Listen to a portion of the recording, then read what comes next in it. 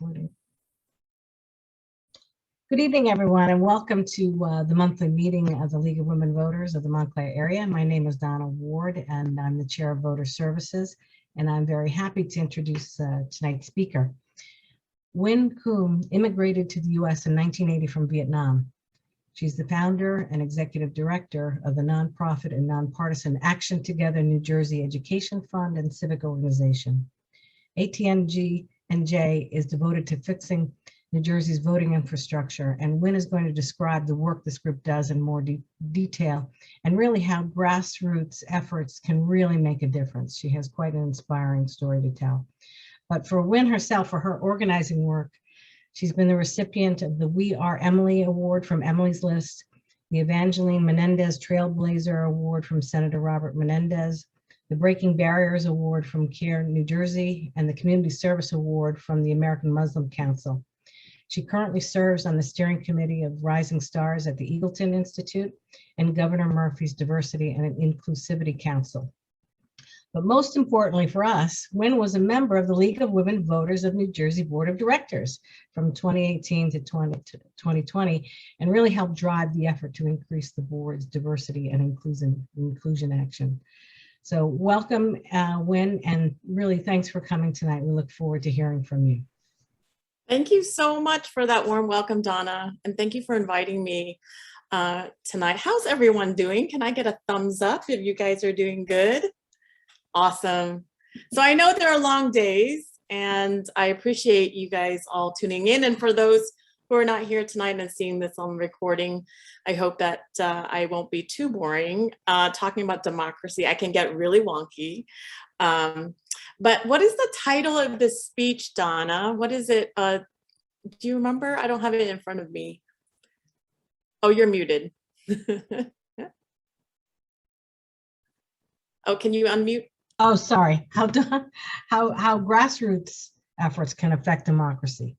Right. So how grassroots efforts can affect democracy. And so in 2016, I was never in doing this work. And then I took basically what happened on social media. And so, you know, there's good things and then there's bad things about social media. Well, there was a group of us that got together and in a nonpartisan way celebrated what was going to be Hillary Clinton, the first woman president. And so that didn't happen. But we continued as a group, and then we renamed ourselves as Action Together New Jersey, and we really didn't know what we were doing. I actually did try to get everyone to join existing legacy organizations. For example, I ran a nationwide membership drive for the NAACP. I also tried to get people to join the League of Women Voters, US and New Jersey. I did the same with so many New Jersey Citizens Action. So I said, the last thing we need is another nonprofit when there's good organizations already doing this work. But what was different and why my group started growing was that we gave people action, an action that was effective, that put it in their hands, and that was really current. It wasn't like you had to wait a month.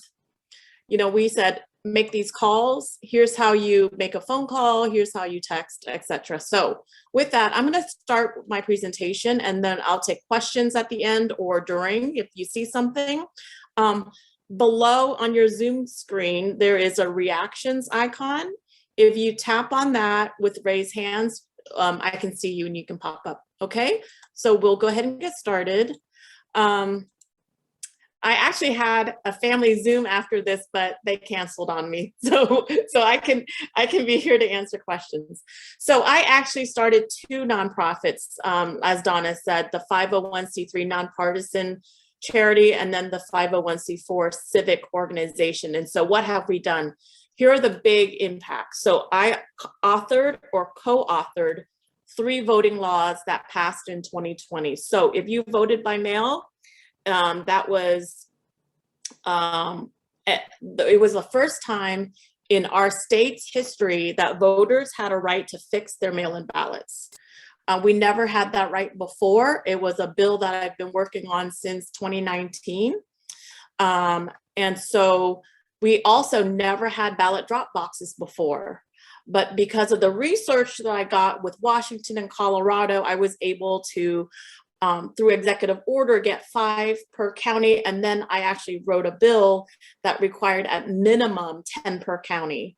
There's another bill that I am working on that I would love to see. It's right, you know, it's elections this year, right? So everyone's kind of distracted. It's held up in Never Never Land, but the bill that I'm writing regarding to ballot drop boxes is they drive up and deposit ballot drop boxes, minimum 1 per county. And this is really good for our seniors and for people with seen and unseen disabilities. And this is something that I would like for us to have here in New Jersey, especially great for rural areas. We should not require people with disabilities or seniors having to park their cars, get out, go drop it off, etc. So that's something else I'm working on. The last one is the VBM education postmark bill. This one really didn't get the headlines, but this one actually had the most impact. And I'll talk about that later. In 2021, what we're doing is based on what we learned with the Ballot Cure Act, we have some amendments that will make it even better. If passed into law, and I'm hoping it'll pass through the lame duck session, if passed into law, it would make New Jersey the most, we would have the most expansive voting rights for vote by mail voters in the country. So I'm hoping that we can set a precedent that other states can adopt for voters who choose to use vote by mail as a method of voting. And the other one is the gag rule repeal. I won't go over that, but that's also another thing that I'm working on. So what we're really known for is our focus on vote by mail as a method. We have led the largest expansion of vote by mail, and we have reached nearly 700,000 voters. And this is from volunteers only. I am not funded at all by any foundations or whatnot. I'm mainly funded by small donors. And these people just believed. They said, "When does vote by mail really work?" This was in 2017. I said, "You know, guys, I don't know if it'll work, but there are things that we really need here in New Jersey, and there's no reason why we don't have them. And I know no one's working on it. You guys haven't, the usage rate was below 5% at the time." I said, "It is unconscionable that New Jerseyans don't know this easy way to vote. So let's just try it," because all the data, and I presented the data, shows that vote by mail forms a habit of voting. When you make it easy for people to vote, they start voting. If it gets in their mailbox, oh yeah, it's time to vote again. The other thing was New Jersey is really only one of 2 states that have voting twice a year, every year. It's just like going to the dentist. We have it twice a year, every year. Voters never get a year off. So I've been trying to instill in people, it's not once every 4 years, it's every year, twice a year. So what does vote by mail do and why I push it? It makes voting a habit. It does not favor any political party. And we have seen prior to the pandemic, an increase in vote by mail. If you look at the yellow, we went from 4.5% to the 2019 primary, which is an off year if there was one, right? At 22.74%. Now, I have asterisked the 2020 primaries because everyone was automatically set a vote by mail, which in itself, when you have to apply, that's a barrier. So when you just send it to people, you see the active participation there. But look at this year's primaries. The June, we had 28.6%. And these data points point to what I know and points to what we see in other states. Vote by mail forms a habit of voting. And regardless of what party you're with, we want everyone to vote.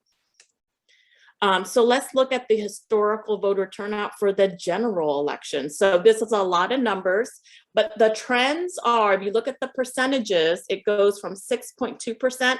Again, the 2020 general, I put an asterisk there. Again, that was automatic vote by mail, which is something I'm fighting for us to have here in New Jersey, just like they do in 5 other states where it's automatic vote by mail. We now have the technology in order to do this, but it remains to be seen what that rate is going to be at this time.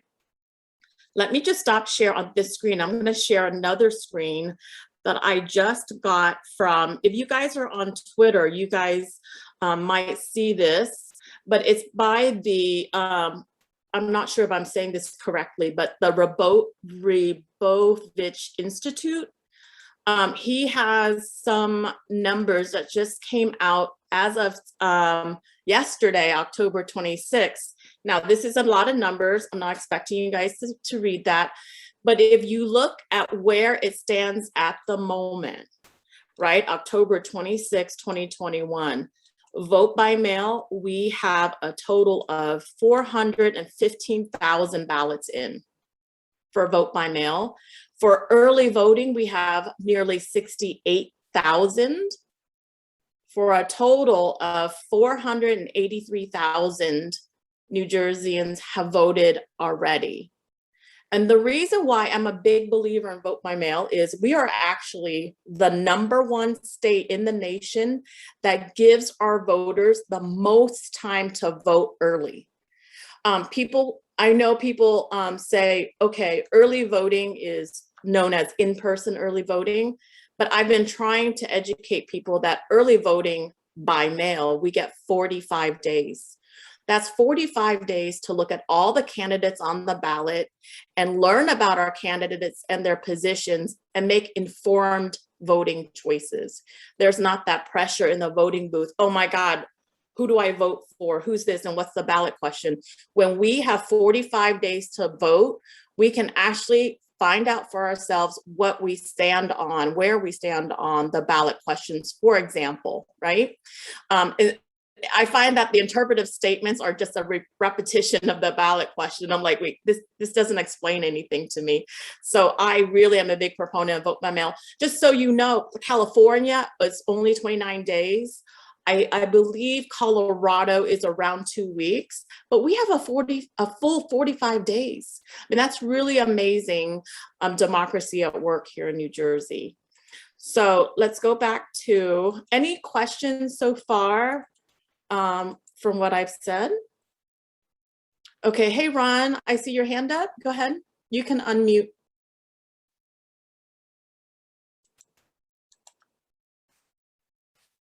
Ron, I can't hear you.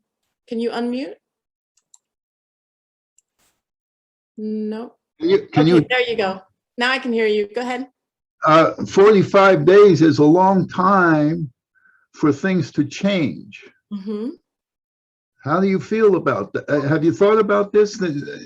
Things can change, and Absolutely. I have reservations about such early voting because of that. So you have 45 days for which to get your ballot to study all the candidates, but you actually don't have to turn it in until 8 p.m. on November 2nd when the polls and the ballot drop boxes close. I have my son's ballot here that I'm a bearer for him because he's in Maryland, and I have my ballot. It's still with me, and I'm still waiting to make my decisions.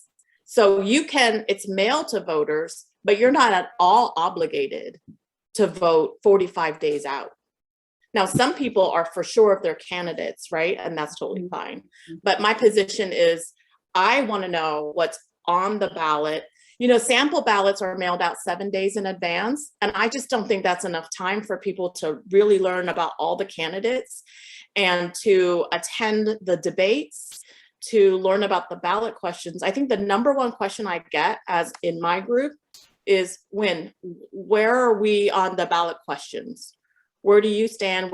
How do I vote? I literally have people say, how should I vote on the ballot questions? And so that's one of the things. I hope that answers your question. We also have, somebody also just put in. Yeah, Doris. Yes. Hi. Hi, Doris.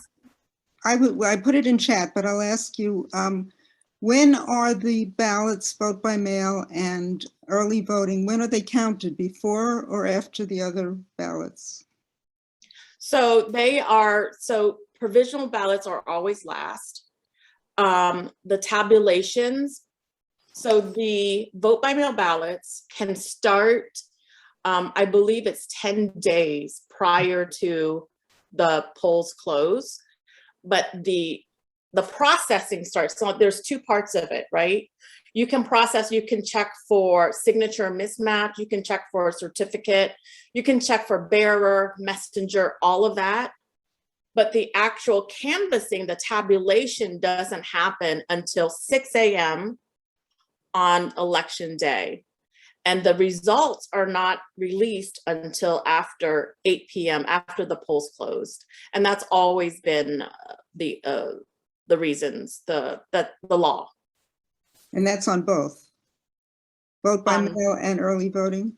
That's correct. Okay, thank you. Mm-hmm.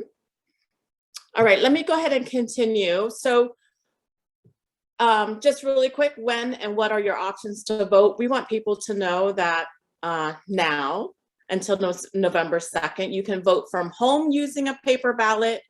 We have early in-person voting for the first time this year. Note that it is on a paper ballot. So this is one of the things that I worked on with Professor Apple at Princeton. We are a big fan of voting that the voter can verify their vote. So the traditional voting machines, you go into a booth, you push buttons, you hit the button to submit, and you know your votes were entered, but were they entered correctly? You don't know. There's no verification that you voted for candidate A, D, and F, for example.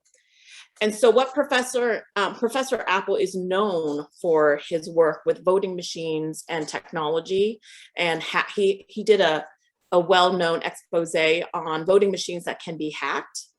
So in the early voting bill, we worked with Assemblyman Zwicker and Senator Gill to combine two early voting bills, and then we changed the language so that for early voting, they had to buy new equipment that used paper ballots. They can do print on demand paper ballots or print after, doesn't matter. But that allowed the voter to verify their votes. And so in the 21 counties, of course, you guys know they all do it differently. So we have all kinds of different machines, but they're all new equipment. We had actually contacted the voting machine manufacturers to see how much it would cost, what's the range of cost from budgeting perspective for the state. So I'm really happy with the work. It's a new method. It's asking a lot of our county election officials to learn to implement, but I think overall it's really healthy for our democracy to make advancements and keep up with the technology when it comes to voting, because I think it's sacred. And then of course, the last thing is voting in person on election day. And that is going to be a paperless voting machine, unless you're in Essex County, which has newer voting machines, and then they use voter verifiable ballots, which is also very, very good. And isn't New Jersey trying to go into all paper-based voting machines eventually, because it's a way to track the vote or audit the vote afterwards? Well, Donna, that is certainly my position and what I'm working towards, but I have to tell you, change takes time. And whether it's good or bad change, however you want to view it, from a voter perspective, and for the county election officials who I just have such deep respect and admiration for, you have to learn all the processes with it. You have to change, you have to train your personnel, you have to, kind of just manage the whole thing. And so I am judicious. There's a lot of changes with the 3 laws that I authored or co-authored. I recognize that. But given the pandemic, I thought it was unconscionable of us if we did not send everybody a mail-in ballot. And this was, I started in January of 2020 to push for automatic VBM. I'm like, the data is there. Most of the people working in our polling stations are seniors. And we don't know how this virus is going to affect them. From what I've seen in Asia, it's affecting the elderly population. We can't in good conscience do things the same way, you know, same old, same old. And so I started the third week of January in 2020 to really push this. Okay, so my whole thing that we've been pushing every year is the election is actually happening now. And so starting 45 days out prior to each election, each June and November elections, we say, hey, the election is actually happening now. We have hundreds of thousands of voters who have already voted. The polls close November 2nd at 8 p.m. So vote anytime between now up until then. And so that's what we want to get away from is, and actually I got this from a college student at Rutgers who said, we were doing the countdown, right? We were saying 5 more days to election day, 4 more days, 3 more days, etc. She said, Winn, actually, it's 4 more days until the polls close. I'm like, oh, Oriana, you are brilliant. I love you. I'm gonna use that. May I? Hat tip to you. And so that's what we've been saying. And so we've had this, you can mail, drop, or deliver, and vote by mail. We've also said it's a misnomer. It's just not by mail. You can actually vote in person using the paper ballot. And so there's a lot of voter education that we work on. So here's our impact with my Track My Ballot user portal. And Governor Murphy just tweeted about this today, track your ballot. And I am so happy because there's drafts on my Google Drive from Docs that I'm like, do I name it Track My Ballot or Track Your Ballot? And so I had struggled with it. And so I ended up with Track My Ballot. So I'm like, I need to think in the voter's mind. But we have right now, as of June 2021, over 930,000 voters use this portal. The reason why this was written into law, because I knew that if people are going to use paper ballots, and this is before vote by mail hit the public ether, right? It had to have voter confidence, which meant the voter had to see, where is my paper ballot? Did it get lost? Back in the day, back in 2018, people say, well, my mailman, he is of this party, I'm of this party. He probably took and threw it out. I'm like, okay, it's a federal crime and that's not going to happen. Our mail persons are great, so no. And then they'll say, well, what if it gets, so all these things. So I said, we need to have a system to give our voters the confidence that their mail, it was received, etc. It is not a perfect system. In my bill, I wrote technology needs, and the thing that I fight with the state and the Murphy administration, who are right now the people in the governor's office, is that it's a budgetary issue, and I counter that is, what is the price of democracy? What is the price of our vote? And unfortunately, that argument is not as hard to make due to our national conditions, if you will. And people are hearing it more and are more receptive. But still, it's still a battle to say we need to invest in our election infrastructures. We need to give our election officials the tools they need to do their job. The ballot drop boxes, where I had mentioned the law is at least 10 per county. Some counties have more. That's really up to them and their population. But over 2.7 million voters used this in 2020 general election. And I had pushed for this. I even got the manufacturers, their lag time. And I knew that this was something that was going to be insanely popular, because I looked at the data in the state of Washington, where voters voted by mail for over a decade. Now, these are automatic vote by mail, as I mentioned. So the voters there knew about vote by mail, had confidence in it. They also had a Track My Ballot user portal, but yet 1 out of 2 voters still use a ballot drop box. And that told me that they did not have confidence in their mailbox. They had more confidence in they would rather get in their car, go drop it off at a drop box, because that gave them confidence that their vote will be used and picked up by an election officials. So I knew we had to get those ballot drop boxes for New Jersey.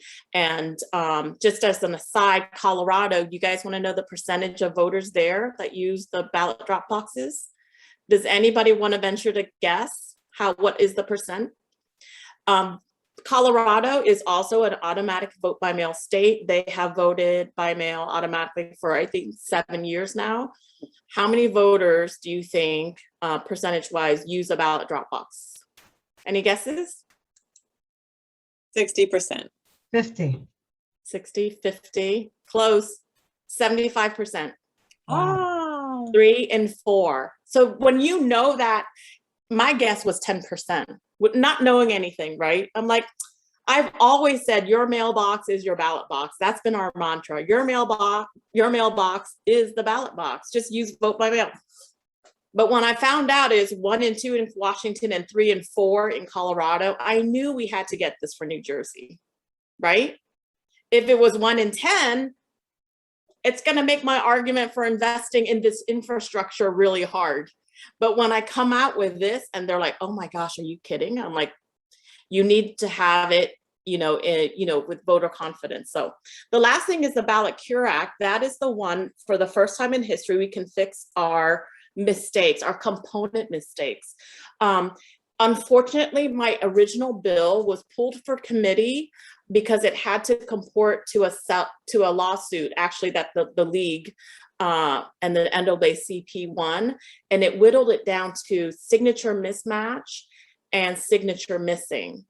My bill, for the original bill, had many more reasons for requirement to allow the voter to fix it. Me and 11 bill sponsors and co-sponsors wrote to the Secretary of State, and we were denied. Long story short, we have 15 court cases that ruled in the voters' favor. So what I did is I incorporated the rulings into the amended Ballot Cure Act. And so it's going to, for example, the naked ballot. If you guys know what that is returning the ballot without the inner envelope.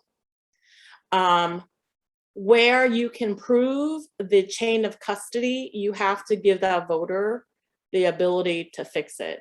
So there's a lot of changes coming. I'm hoping that it will, go through the legislative process and be passed into law. But my stance has always been no voter wants to disenfranchise themselves. And I can tell you, in New Jersey, there's about 1,550 voters in our state in the last 2020 general election that forgot to put a ballot into their return envelope. So if you know who sent it and they forgot their ballot, and I will tell you it's mainly older people, you should be able to say, hey, did you know that you forgot to include your ballot? Do you have it? If not, if it's before the polls close, feel free. And because you don't know the results, then I think you should be able to submit a replacement ballot. So those are some of the things that we're working on with Action Together. So here's the impact of the Ballot Cure Act, over 21,000.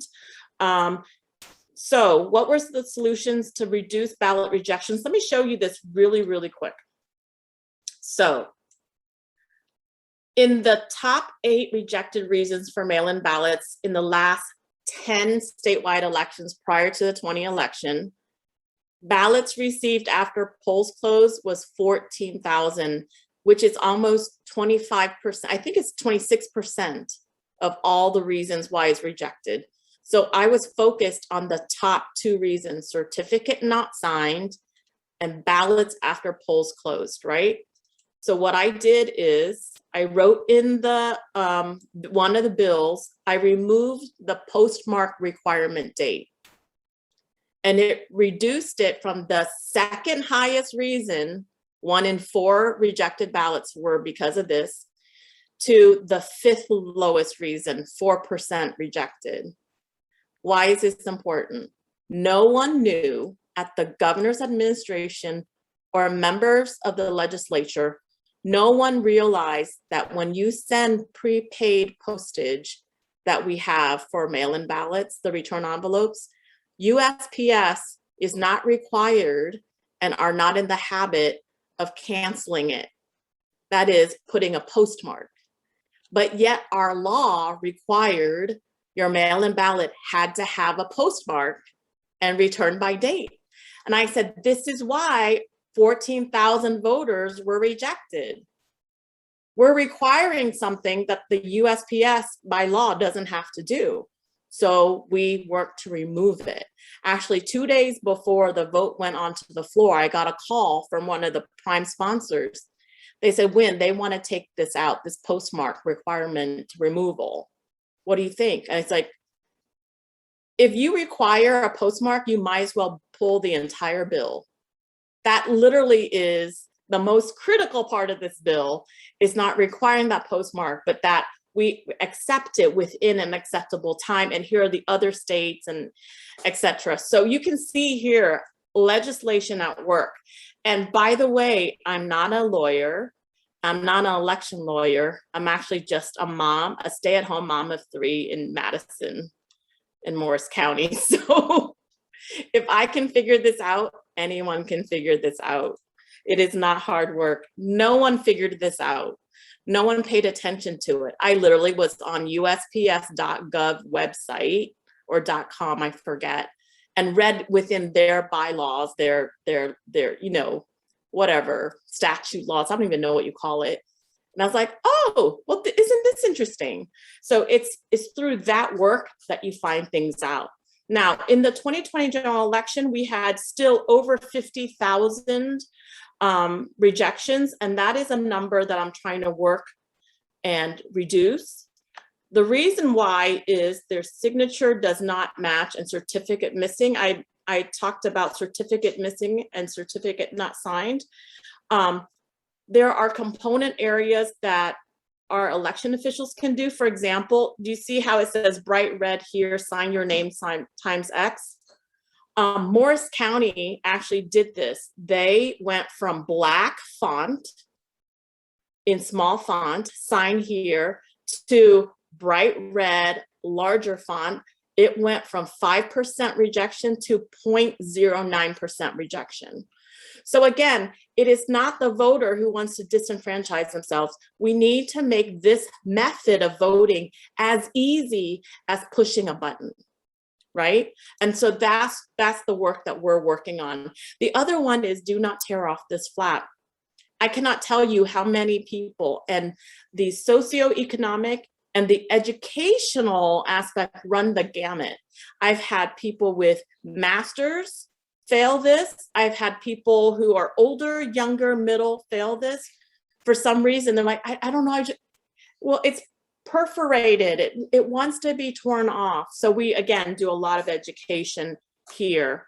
I had mentioned at the top of the show that vote by mail does not favor any political party, but we have seen that the percentage of rejected mail-in ballots, there are statistical significance amongst the parties. What that means is in the state of New Jersey, we need to do voter education to derive down these numbers. Now, there is a statistical significance that if you're a Democrat, you're going to be more likely to be rejected than a Republican. There is no causation. There's only correlation, not causation. But the big one is actually registered unaffiliated. And I know why. It's because the parties reach out to their registered party members. So the Republicans will go to registered Republicans and educate them. Democrats will do the same, but no one reaches out to registered unaffiliated. It's not in their interest, right? They have limited resources, limited time. So in the law, what I want to do is I wanted to make it this information freely available. Again, your voting history is public information, right? Your voter profile is public information. The names of people who were rejected needs to be public so that nonprofits can reach out to unaffiliated voters to educate them about vote by mail so that we decrease their rejection, because no one else is reaching out to them, certainly not the major parties. We also saw that there is a rejected, let me see if I can't bring this up a little bit bigger. There's a rejection based on language spoken at home. So if you speak only English, just don't look at the numbers, but look at the line, look at the correlation, right? If you speak only English, there's a negative correlation. If you speak only Spanish or speak other languages, there's a positive correlation to ballot rejection. And so I am elated that the Division of Elections this year came out with Spanish language voter outreach. We translated our entire website, votebymailnj.org, into Spanish. We had a professional Spanish translator who volunteered with us, and we translated everything when we found out this data back in the first quarter of this year. So this again shows voter outreach is needed. There are some things we looked at as far as race. There is no correlation between, well, let me just say some things. There's a clear correlation between Hispanic or Latino for a positive ballot rejection. There's a possible correlation for Asians. And then there is a negative correlation for white.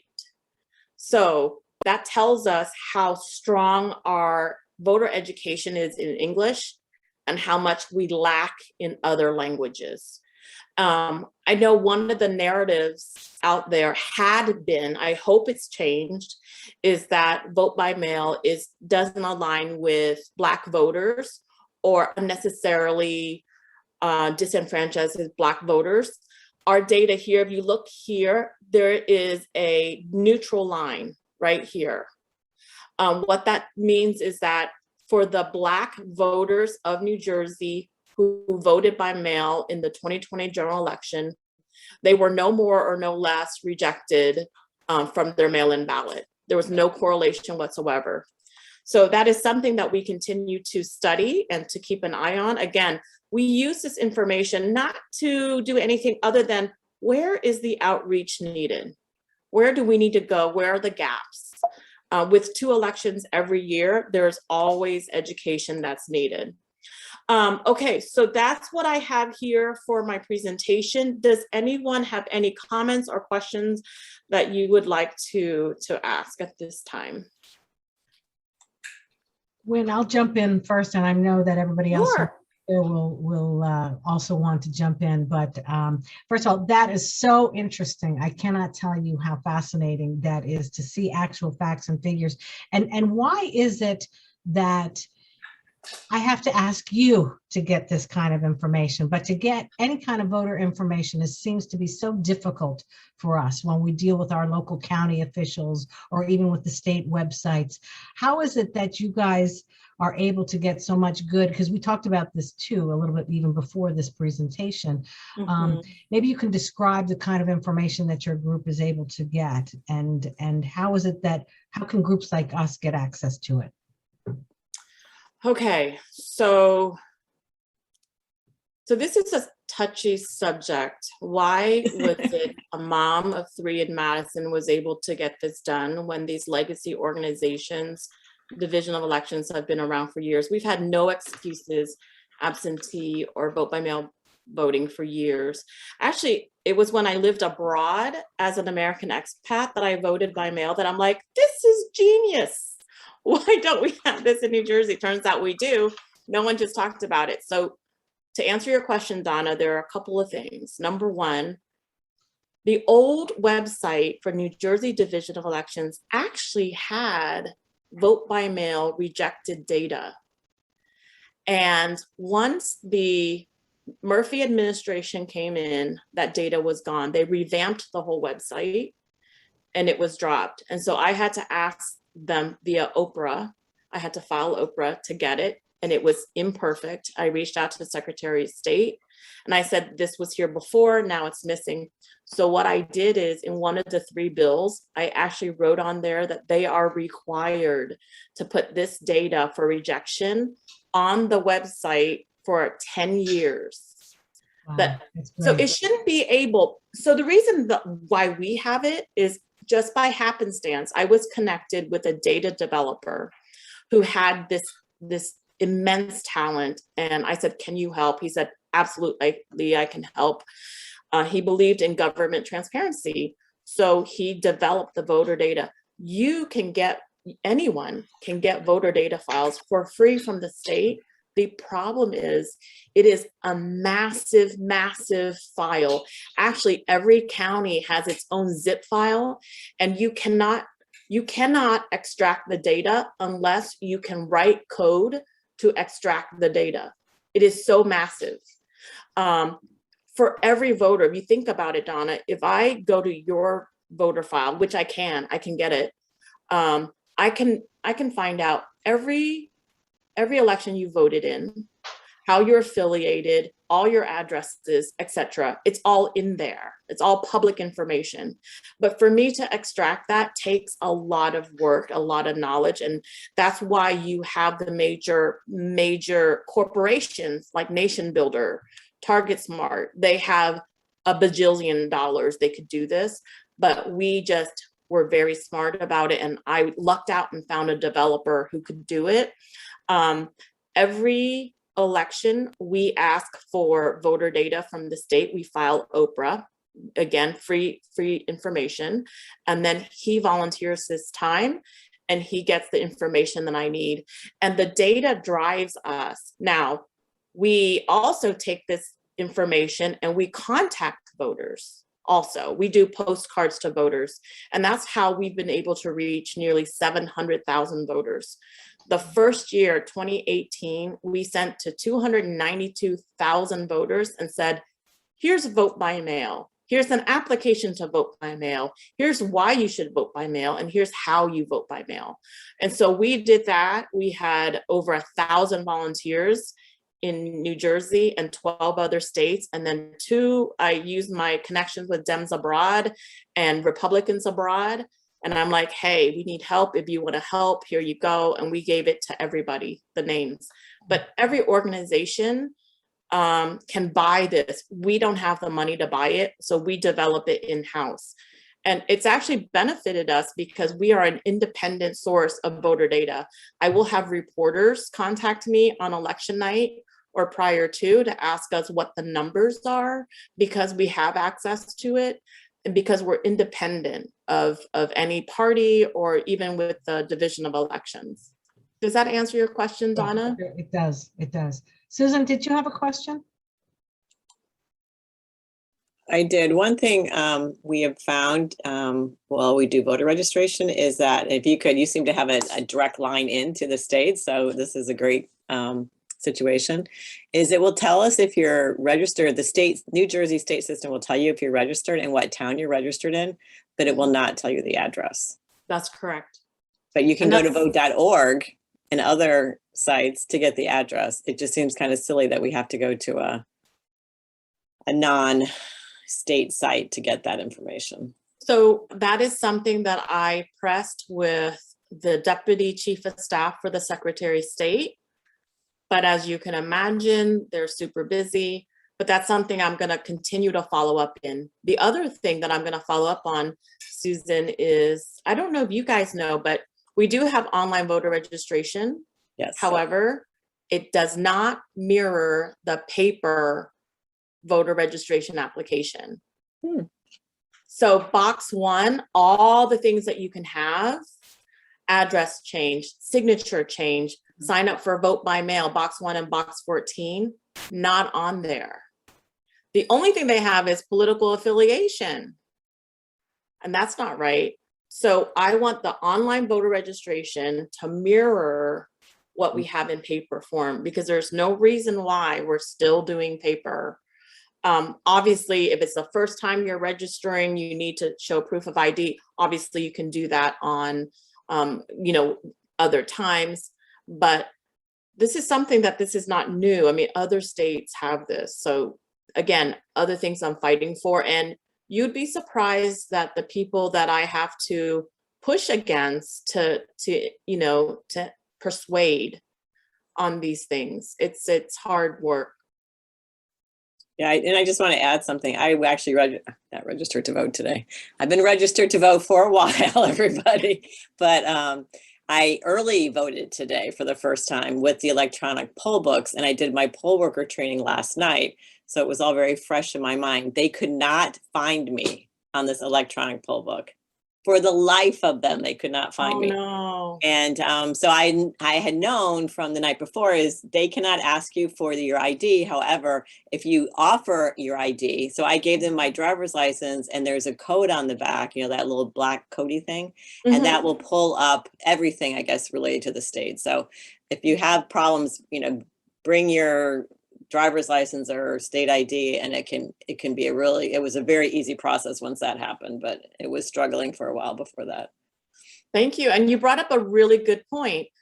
The problem that I've had with the Murphy administration, and again, they're just the ones in power right now at the governor's office. I don't mean to be partisan or anything like that, but one of the things that I've asked them to do is to invest in our election infrastructure, namely the voter data. You know that you've heard reports of we have automatic voter registration. That database does not really marry up to our voter data. There's been problems marrying the two. And as a group that is deeply involved in voter data, we can tell you the issues that we have. And so when we hear things like, oh, well, someone deceased was sent a voter, you know, a ballot, or my cousin Vinny got it, or whatever the case was, I can tell you that there are legitimate cases. We also have laws in place that prevent election officials from just getting rid of a name, a voter registered name, into the database. So all of these things we need to inform the public about. We need to just, you know, shine a light on it. Once people understand the complexity of it, then I think we can dial down a lot of the rhetoric that we're hearing. But also there is a lot, just like data, there's no database that's perfect. Zero.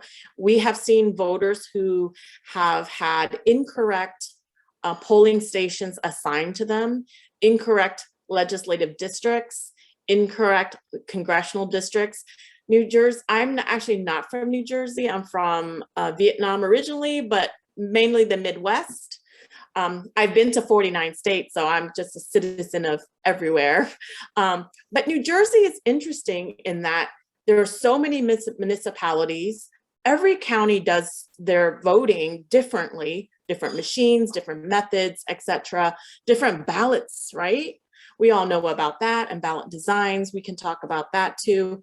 But with all these things and the 565 plus municipalities, there are incorporated and unincorporated towns. So voters' addresses are different from USPS versus voter, the state voter database versus what they think their address is. I've heard them all, and they're all correct in different circumstances. You know, it's really, really unique here in New Jersey. It makes it very challenging. Sorry, Louise has asked a question. If someone sent in a request for a mail-in ballot, by what date must they have the ballot in their hand? Well, they may never get their ballot, right, Carolyn? Yeah, I mean, it could be a situation where you could never get your ballot. So there's two ways. So yesterday was the deadline to apply for vote by mail if you wanted it mailed to you. However, this is something that we've been teaching for years, is that the vote by mail application ballot, you can actually apply in person at your county clerk. Once that's processed, walk over to Board of Elections officials get handed a paper ballot, vote, and submit. You can literally apply and vote in the same trip. And for me in Morris County, that can be done because it's the same building. It can be done within 20 minutes. So it literally is, I wanted to change the name of that application for early voting by paper ballot, but I had no takers, didn't roll off the tongue. And they're like, Winn, you want to institute something else that confuses voters? I was like, well, it's true. People think it's just by mail, but it's not. So again, points to long-term voter education that we have to do. Right. What, I mean, and I'll ask for other questions too, but the league now at the state level are pushing, fair districting, better ballots, same day voter registration. Is there anything else that you think we should be working on? Your organization, our organization, any other voter improvements that you think we should be working on? So I think the big one is there's several. Same day registration for sure. I don't think we're going to get it. I think the pushback is not, it's certainly, gosh, it's horrifying as a refugee and immigrant to see how partisan democracy has become. The topic of elections has become in America. I'm horrified by it. I know you all are too. I know I'm speaking to the choir. That being said, the pushback for same-day registration is not necessarily a partisan one. I think it's a matter of an incumbency one. What I've seen is incumbents are less enamored with same-day registration. And so that's something that we have to fight, not only incumbency, but also party rhetoric. So that's a tough one to do. I think that one we might have to compromise and say, okay, maybe not 10, same day, but how about 7 days? Prior to, and then the other stakeholder is county election officials, we have to consider their voices too. So they are part and parcel of all of this. And then obviously the Division of Elections that handles all the voter data. But Susan, who has experience with the e-poll books, we just got that. That's still a learning curve. And there's still technology behind to catch up to that. So there is going to be a lag time, but that's one that I'm really pushing for and have been pushing for is allowing 17-year-olds to vote in the primaries. And let me just speak quickly about that one. In 19 states, 17-year-olds can vote in the primaries, which is a nominating election, if they turn 18 on or before the general election. 4 states, only the Democratic Party allow that. Me, here in New Jersey, I've been pushing it through legislation. I'm a big proponent of all election or voting changes should go through the legislative process and not by executive order. Certainly executive order when we need those ballot box really quick, right? Every state was gunning for it and calling the manufacturer. We definitely needed to get on the horn with that one. But for other things, it should go through legislative process. And I don't want one party or the other to say, hey, 17-year-olds, come vote in my primary. Because we know that when we are doing it in a partisan way, whichever party gets the young folks first, you've got them for at least the next presidential election.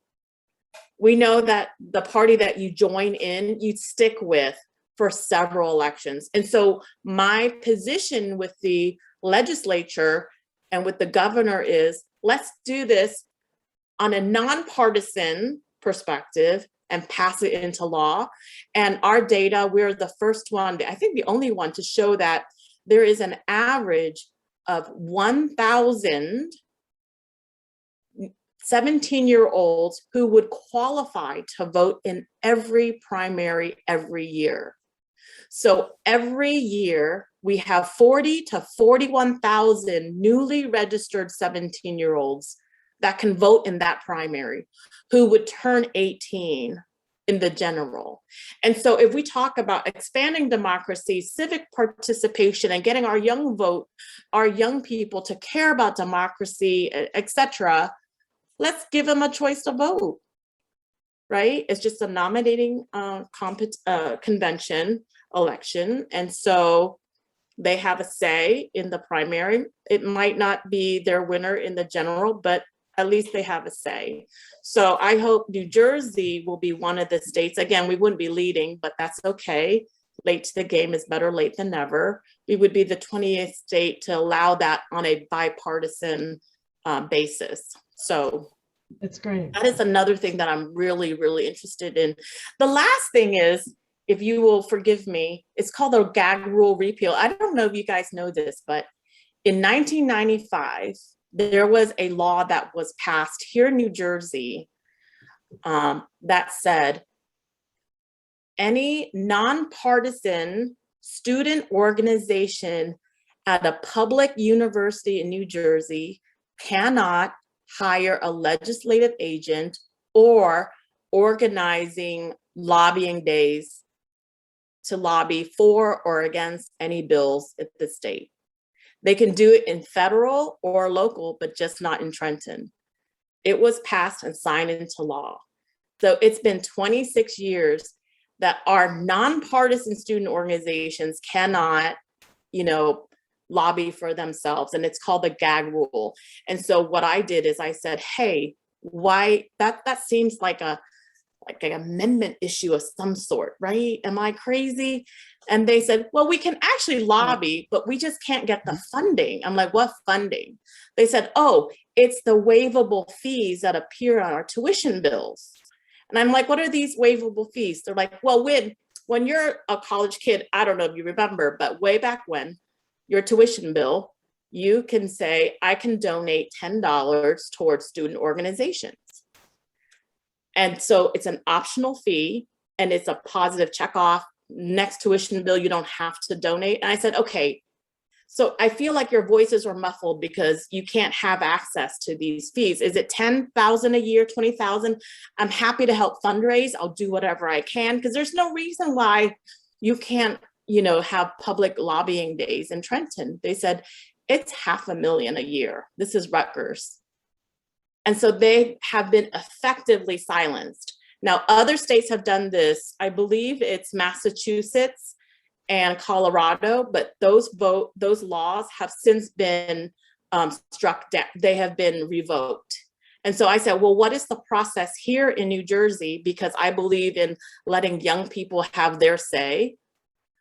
They said, oh, so you have to write a bill to reverse it. So I have a bill called the gag rule repeal that said for any waivable or optional fees, any nonpartisan student organization at public university, they should have a choice to participate in democracy and they should have access to their fees that they donate to.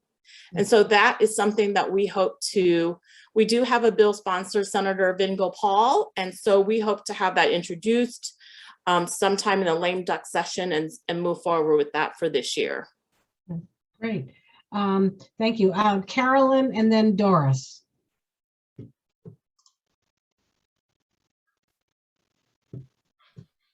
I'd like to know where a complaint should be filed if an absentee ballot is not received.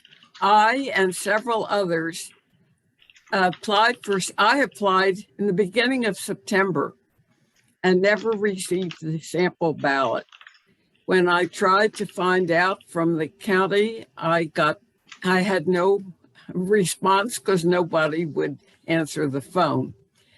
So knowing several people who have had this problem, I finally went and did early voting today. Mm-hmm. I was curious to know whether it was a problem with the post office losing the ballot or whether the county simply didn't send it.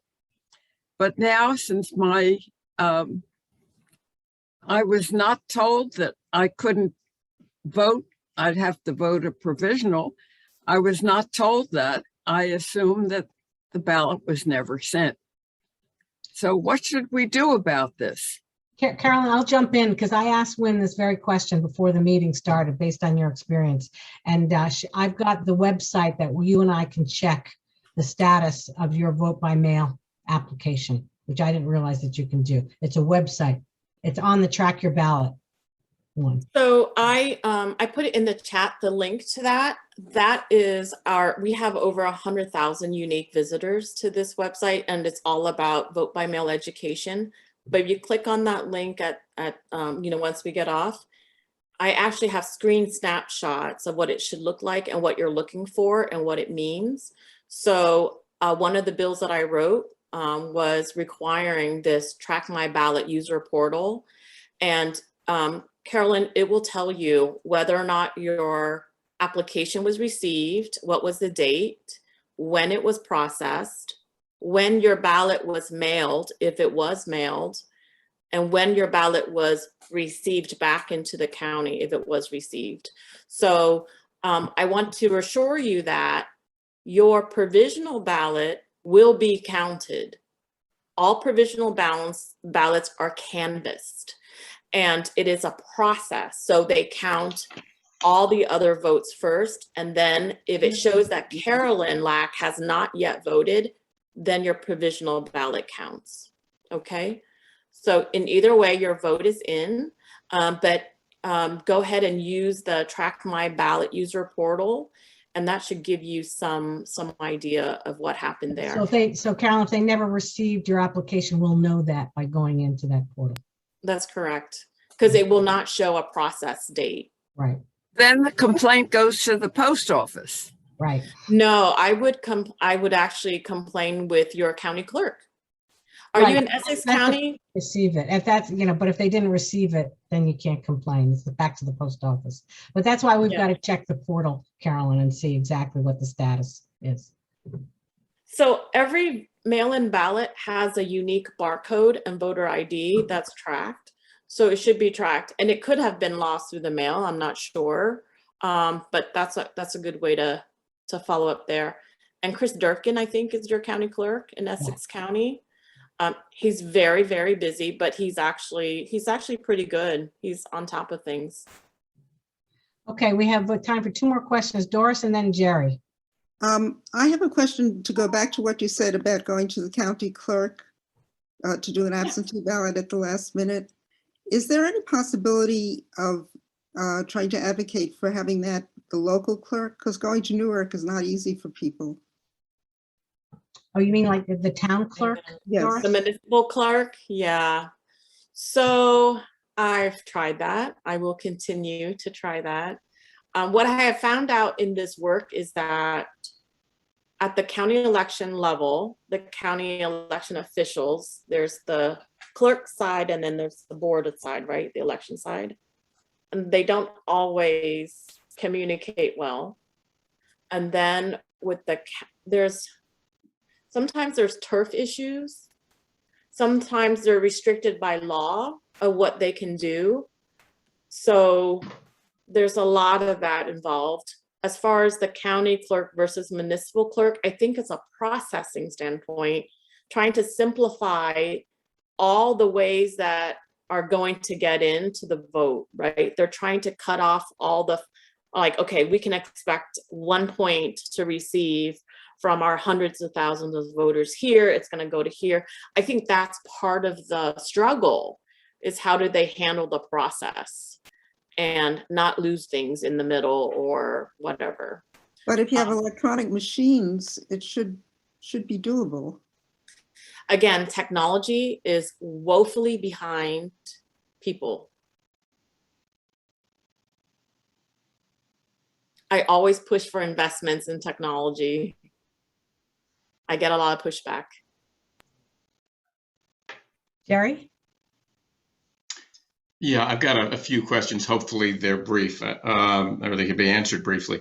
About 13 years ago, the Municipal Clerks Association joined with the clerk in Montclair to say that the county machines, the machines that the county was buying, were not good because they didn't have a good enough paper trail, didn't have enough tracking. That was back 2008, 2009. So one general question is, are the Essex County machines now at least in sync with maybe not state of the art, but like other counties as far as the acceptability of the paper trail? So that's one question. The other one really, and it's sort of the elephant in the room for this discussion, at least for Montclair people, is that, you know, in Montclair in 2020, we had about 12 or 1,300 ballots that were rejected because the post office closed early. And I think that was a failure in the structure of the state law. Not pointing any fingers to anybody, but it seemed to me that the way the law was written, there was really no option to remedy that, even though it was really obvious that what you were saying, which is the sort of basic tenet of election law, is that you respect the will of the voter overall. That unfortunately was rejected. So the last election in Montclair was, you know, unfortunately very tainted by that non-collection of votes. And I was wondering if any of the things that you're talking about would solve that problem, because really it was basically the post office not having the staff and saying we got to close, even though it's election day. And also the last question is, when you talk about mismatches of signatures, are these challenged mismatches? In other words, a opposing candidate or somebody for some issue saying that this signature doesn't match, that they then have to check? Or is that an administrative decision by voting officials saying these signatures don't match, I need to reject it? Because I think it's kind of important, because if the election officials are rejecting lots of ballots, it's a very different thing than somebody from one party or one institution advocating. Okay, thank you, Jerry. Okay, let me see if I can get your 3 questions right. Equipment in Essex County, actually they're top notch. They So are that's different. That's voter improved then. verified. They're actually hand marked paper ballots that, which I'm a big fan of, paper trails that are fed through a scanner, that it doesn't matter. And I love their videos, by the way. They've had great videos out there on YouTube that I've shared. It doesn't matter which position you enter it in, it counts. It actually also gives the voters the ability to change their mistakes for overvotes. Let's say vote 2 out of 3. The scanner will know, oh no, there's an overvote here. Would the voter like to fix it? And then they're afforded a new ballot to fix it. There's also the ability to fix ambiguous, or like instead of filling in the oval, they checked it, right? Whereas the voter can then, the machine will say there's ambiguous marks here. The voter on the spot is able to get a ballot from a poll worker and fix it. So I love Essex County, their new voting machines. It's really top notch. I wish all other counties had that. The second question was, okay, the deal with the post office closing. I have to say that the one argument that I had against changing the laws regarding when ballots were accepted was we had to look at other states and what the precedents have been set in other states. And this is why I really believe in investing in states that are doing the right things by the voters to set precedents for other states that may not be doing the right things. That's how we learned. That's how I learned. I will tell you, I copied the Track My Ballot user portal from Washington. Why reinvent the wheel? You know, we want to use good data, what's worked for other voters, etc. So that being said, the pushback was, hey, Winn, we have to stop voting at some point. At what point do we stop accepting ballots? You're telling me, okay, now a postmark is not required. We always required a postmark. So if there's no postmark, when does it stop, right? And then, well, what if they go in and insist on a postmark? When is the last time? So there was a lot of back and forth. It was literally 144 hours was the compromise. So there's a lot of that. I will always push for the best interest of the voter. But that, I hope that kind of fills in on whatever. There are alternatives to post offices that close early. those ballot drop boxes, they have 24-hour security, video camera, and they are not locked until 8 p.m. on election day. Every county, every board of elections is opened until 8 p.m. on election day. So every voter can have access to those two avenues if their post office is closed, for example. So you're saying that's changed since 2020, so that wasn't available in 2020?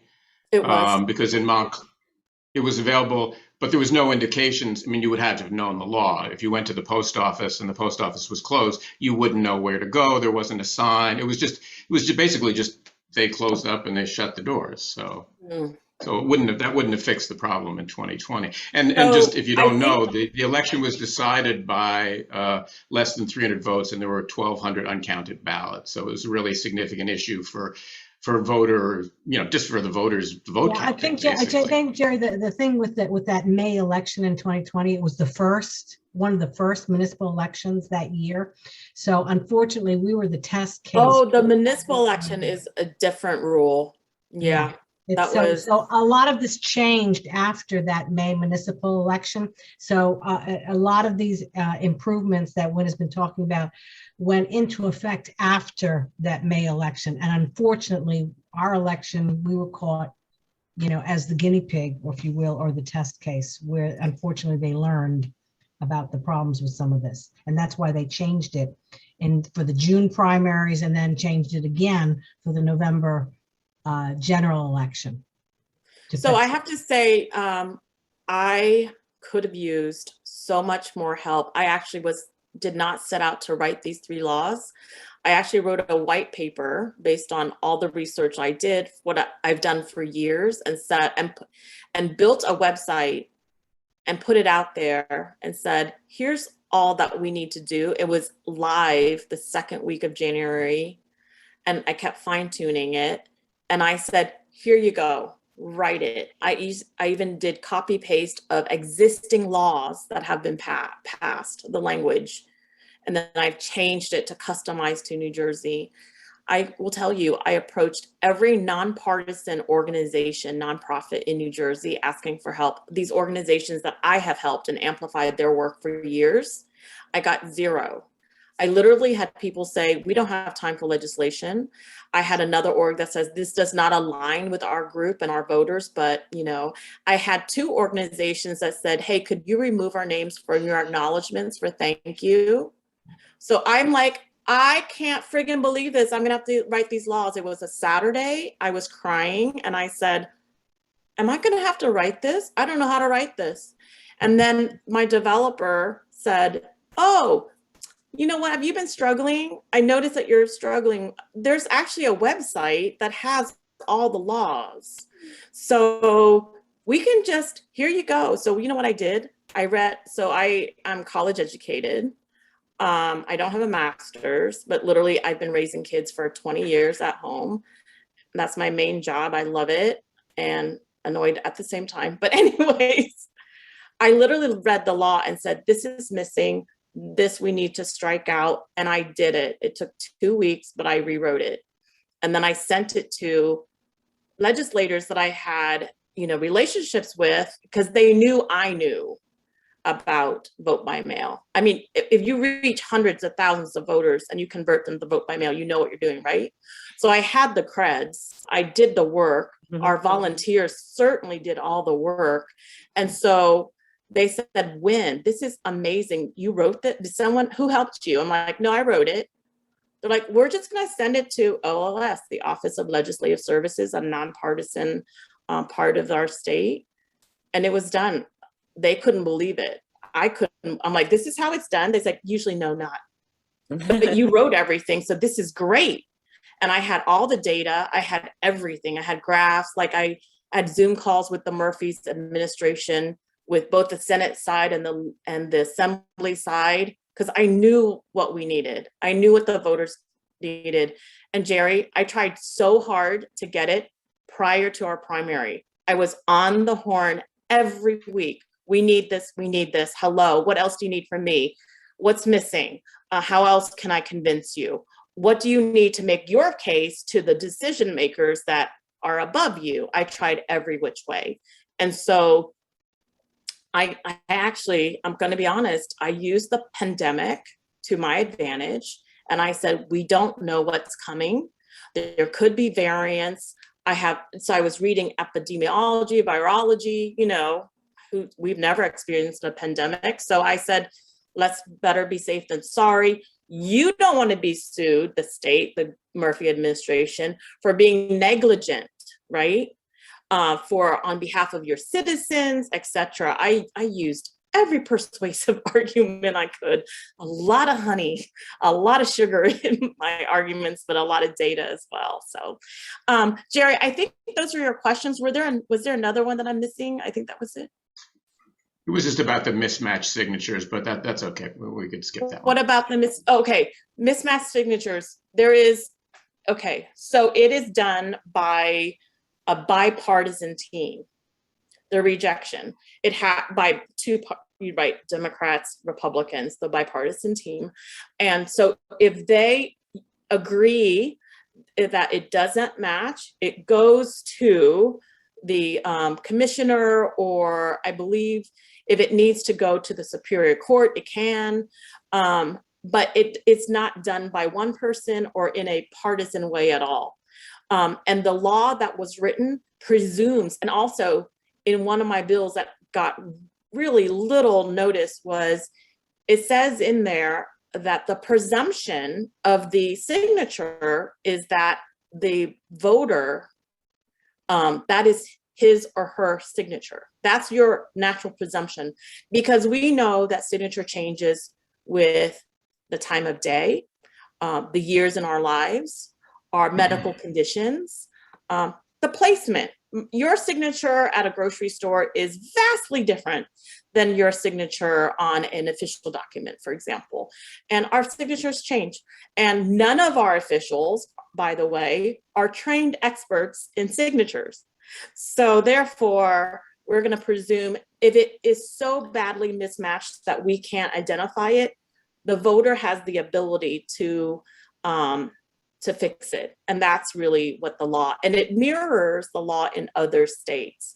Now, I've added other things in it this year. For example, the 1,500 people who forgot to include their ballot for some reason. There's only 3 counties where all their voters, all their mail-in ballot voters included their ballot, but we have 18 counties where voters just simply forgot for whatever reason. We've also had examples of spouses in the same household putting their ballots of their inner ballot envelope, switching with each other's outer envelopes, and both got rejected in previous elections. And I said, certainly that's a case where we can say, hey, spouses, can you verify this? So there's a lot of reasons. I can go on about all the reasons that voters mess up. But again, the goal is to make it as foolproof as walking in a booth and pushing a button.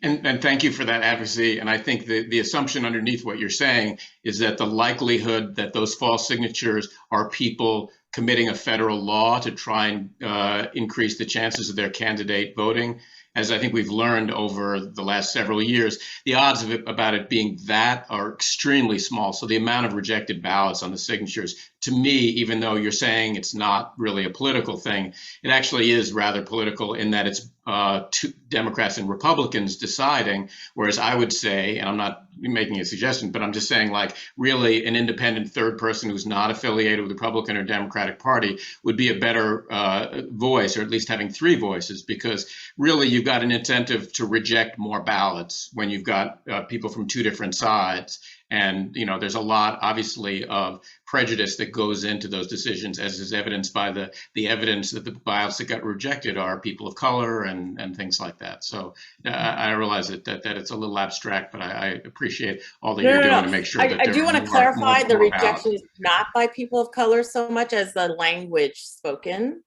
at home. Right. Okay. The other thing, but you brought up a very good point that 2 interns and I are working on, is one of the things I really, really want to do, and this is pushing the boulder up the hill. I know we would be the first state to do it, but it would be to make county election officials a position that's nonpartisan, like Ooh, school boards.